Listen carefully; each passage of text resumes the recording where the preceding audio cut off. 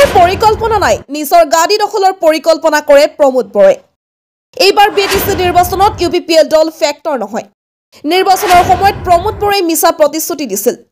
প্ৰমোদ বৰাৰ চৰকাৰৰ দিনত কমিশ্যন নিদিলে একো কাম নহয়। নিৰ্বাচনৰ সময়ত দিয়া প্ৰতিশ্ৰুতি এটাও সম্পূৰ্ণ কৰিব নোৱাৰিলে প্ৰমোদ বৰাই। প্ৰমোদ বৰাই ৰাইজে বিচৰা কাম নকৰে, নিজৰ ইচ্ছামতে কাম কৰে প্ৰমোদ বৰাই। নিৰ্বাচনৰ কাৰণে বিটিচিত উচ্ছেদ বন্ধ হৈ আছে। প্ৰমোদ বৰাই আকৌ এবাৰ চৰকাৰ গঠন কৰিব পাৰিলে বিটিচিত উচ্ছেদ হ'বই। বিপিএফ দলে যিকোনো মুহূৰ্তত নিৰ্বাচন খেলিবলৈ সাজু হৈ আছে। ওদালগুৰিত ইউপিপিএল দলৰ ভেটি নাই। ওদালগুৰি জিলাত ইউপিপিএল ফেক্টৰ নহয়। ওদালগুৰিত বিপিএফ প্ৰথম স্থানত থাকিব আৰু ইউপিপিএল তৃতীয় স্থানত থাকিব। এনেকৈ ওদালগুৰি জিলাৰ হৰিশিকা পৰিষদীয় সমষ্টিৰ অন্তৰ্গত ৰাণীপুখুৰীত ইউথ বিপিএফৰ এক আলোচনাত সভাত উপস্থিত হৈ ইউপিপিএল দলক তীব্ৰ সমালোচনা কৰে বিপিএফ নেতা কামাল আজাদে। খুব ভাল হৰিসিঙাৰ বিশেষকৈ এইটো ৰাণীপুখুৰী প্ৰাইমাৰী হয় আৰু ৰাণীপুখুৰী প্ৰাইমাৰীত আমাৰ যথেষ্ট ভাল আৰু ইয়াতে ইউপিপিএল দলৰ কোনো ভেটি নাই। আপোনালোকে গম পায় ইয়াৰ ভিচিডিচি চেয়াৰমেনৰ কাহিনী কি হৈছে আৰু বিশেষকৈ হৰিসিঙা সমষ্টি হিচাপে বেঞ্জামিনৰ কাহিনীও আপোনালোকে গম পায়। ইয়াতে অলৰেডি ইউপিপিএল দল দুই ভাগত বিভক্ত হৈ আছে। গোবিন্দ মজুমদাৰীৰ পক্ষত এটা দল আৰু সঞ্জয় স্বৰ্গীয়াৰীৰ পক্ষত এটা দল। ভিচিডিচি চেয়াৰমেনে নিজে গম নাপায় কাৰ তাত যাব লাগিব। গতিকে এনেকুৱা এটা অৱস্থা হৈছে এতিয়া ৰাণীপুখুৰী প্ৰাইমাৰী হিচাপে। গতিকে ইয়াতে বিপিএফ দলৰ যথেষ্ট ভাল। তাকেতো এনেকুৱা এটা পৰিস্থিতিৰ সৃষ্টি হৈছে, এইটো ক'ব লগা একো কথাই নাই। তেওঁলোকে যে সম্পূৰ্ণৰূপে ফেইলাৰ হৈছে তাৰে প্ৰমাণ এইটো, আৰু ক'ব লগা কি আছে? এই প্ৰমাণ প্ৰমোদ বড়ো ডাঙৰীয়াই যে ভুৱা কথাবিলাক কৈ আছে, ফটা ঢোল যে বজাই আছে, যি জিৰ' টলাৰেঞ্চ বুলি কৈছিল দুৰ্নীতিৰ ক্ষেত্ৰত, তাৰ প্ৰমাণ এইবিলাক। আজি বেঞ্জামিনে যে টকাৰ ওপৰত ঘুমাই আছিল, এই টকাবিলাক কিহৰ আছিল? ভিচিডিচি চেয়াৰমেনে এটাই ক'ৰ পৰা পইচা কালেকশ্যন কৰে? ঘৰ আৰু MG এনৰেগাৰ কাম এইবিলাকৰ পৰাই কালেকশ্যন কৰে। আৰু ইমান টকা ক'ৰ পৰা পালে? যিমান ভিচিডিচি লেভেলত কাম কাজ হয়, ঘৰৰ নামত টকা, তেওঁলোকে বিভিন্ন ধৰণৰ টকা, এই ভিচিডিচি চেয়াৰমেনৰ এইটোতো ডাঙৰ কেছ হৈছে। তেওঁ নিলম্বন কৰাৰ কথা, এইবিলাক চলি আছে তেওঁলোকৰ।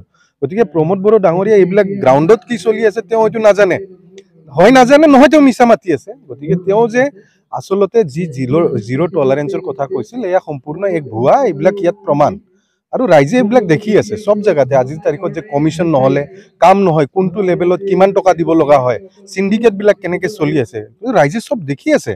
প্ৰমোদ বড়ো ডাঙৰীয়াই আকাশত কথা পাতি আছে আৰু আকাশত তেওঁ যিবিলাক কথা পাতি আছে এইবিলাক শুনা কোনো দৰ্শক বা শ্ৰোতা নাই।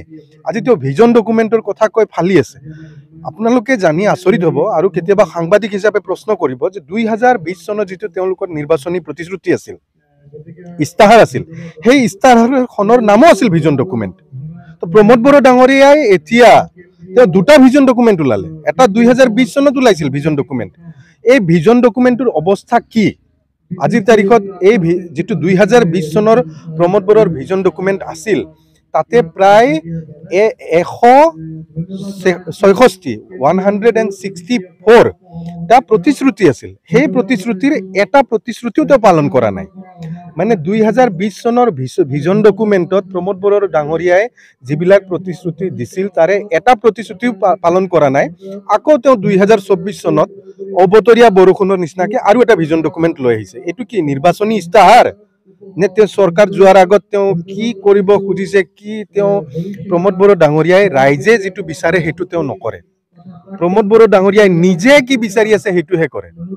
হয়তো তেওঁ ভিজন ডকুমেণ্ট লিখিম, সেই ভিজন ডকুমেণ্টত তেওঁৰ নাম থাকিব, কোনোবা PhD স্কলাৰে ৰিচাৰ্চ কৰিব তাৰ ওপৰত, সেইটো ভাবি যদি ভিজন ডকুমেণ্ট লিখিছে লিখক, তেওঁ তেনেকুৱা কিতাপ হাজাৰটা লিখিব পাৰে।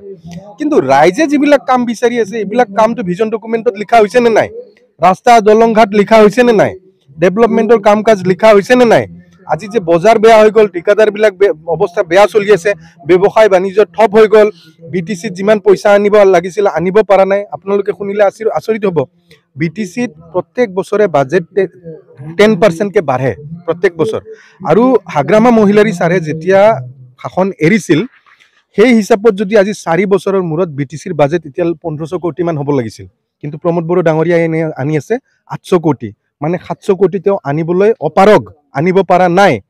6 ফাইনেন্সৰ যিটো পইচা হাগ্ৰামা মহিলাৰীৰ শাসনকালত 1800 কোটি তেওঁ আনিব পাৰিছিল। 6 ফাইনেন্সৰ পইচা প্ৰমোদ বড়ো ডাঙৰীয়াই 1500 কোটি আনিব পাৰিছে। মানে কিমান পাৰ্চেণ্ট তলত আনিব পাৰিছে? গতিকে তেওঁ গাদী দখলৰ বাহিৰে তেওঁৰ আছে অংক কি? আজি 2020 চনৰ যিটো চুক্তি, এই চুক্তিটো আজিৰ তাৰিখত একদম জল পট গাড়ী দখলৰ কাৰণে কৰিছিল। যদি চুক্তি কৰিছিল, চুক্তি স্বাক্ষৰকাৰী আজি জেলৰ ভিতৰত আছে, তেওঁ ৰাজগাদীত বহি আছে, অন্য এজন চুক্তি স্বাক্ষৰকাৰী জেলৰ ভিতৰত বহি আছে। এইটো কেনেধৰণৰ চুক্তি তেওঁ কৰিলে?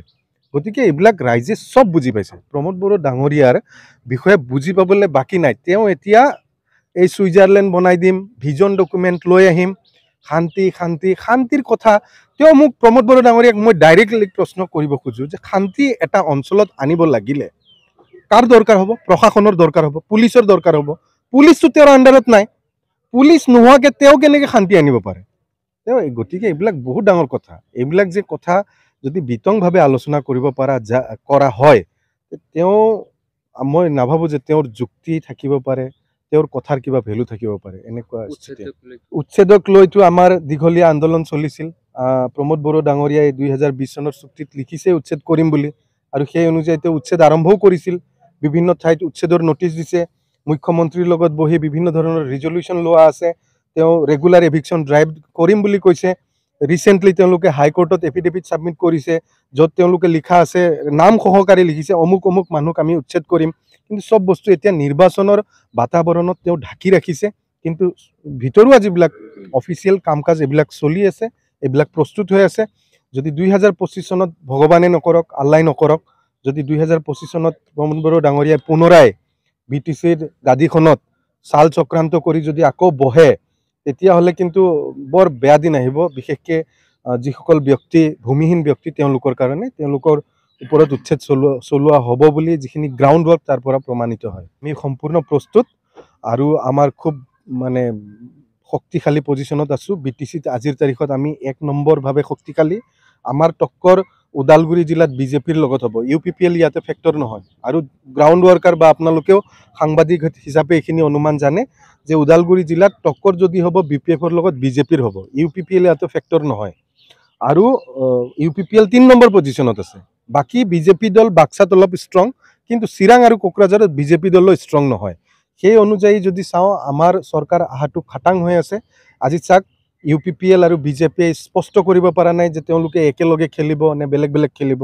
মুখ্যমন্ত্ৰী ডাঙৰীয়াই, ভৱেশ কলিতা ডাঙৰীয়াই বেলেগকৈ খেলিম বুলি কয়। দিলীপ শইকীয়াই আহি মিটিঙত মনে কয় আমি একেলগে খেলিম।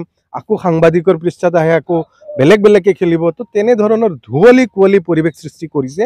আৰু এইটো এইকাৰণে হৈছে কাৰণ তেওঁলোক প্ৰিপেয়াৰ নহয় ৰাজনীতি কৰিবৰ কাৰণে, এইবাৰ শক্তিশালীভাৱে প্ৰস্তুত নহয়। কিন্তু আমি স্পষ্টভাৱে কৈছোঁ যে আমি অকলে খেলিম নিৰ্বাচন, আৰু অকলে খেলিয়ে আমি BTCত 25ত চৰকাৰ বনাম।